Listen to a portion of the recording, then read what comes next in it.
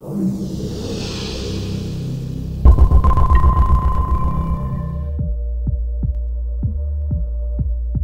kind of had it in my head that obviously when I'm coming to the end of my career that I wanted to stay in rugby and stay involved in rugby and go into maybe the coaching side of things.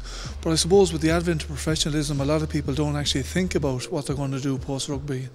And as you know, you're only an injury away, and it's a great addition to know that there's help there, that if you want to progress in your personal development, or if you want to get into coaching, or if you want to get advice into something that you want to get into in the real world, be a solicitor or barrister or an accountant, you know that advice and that help is there with the IRUPA. So I think it's a very important initiative.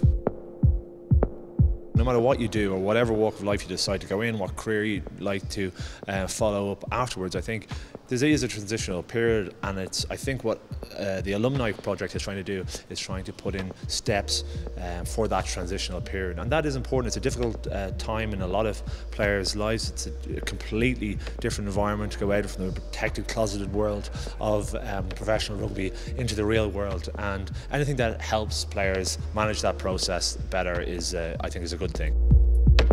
I think from a Connacht's perspective, very, very good performance against Saracens, and I know from speaking to Pat, they were disappointed that obviously didn't win the game when they were camped on the line the last 2 or 3 minutes.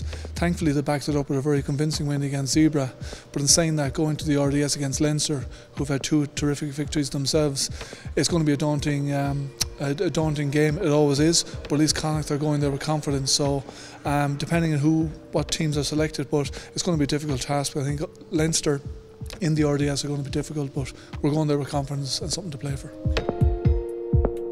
You know, if you're going to play Connacht, you're going to have a real physical test on your hands, and if you don't turn up, you're going to get embarrassed. And it actually happened to Leinster not so long ago. I think it was maybe even last year. They got badly beaten away to Connacht. So if you're not on your game, they'll expose you, and that tends to focus the mind. Also, the week that's in it, it's all right. It's off the back of a Horgan Cup game, but there's internationals coming up. The autumn international is really important, and it's another chance to show yourself in the shop window for Joe Schmidt. Also, I'm sure there'll be some rotation in the squad. I'm sure Madigan might get a run this weekend. If he does, he'll want to perform for that, but he'll also want to show the coach that he wants to be involved in the next round of Horgan Cup games as well. So there's always plenty of motivation, because you can switch off as a professional rugby player. Can't switch off one week to the other, because eventually you won't end up playing. If that's the case, there's a consistency and a consistent level needed all over the season, and I'd be fairly sure that they'll perform to that level.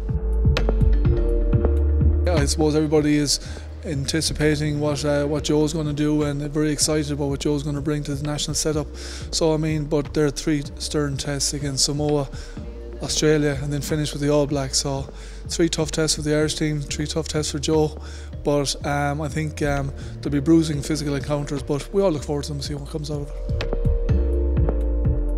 I think that the stakes are that high.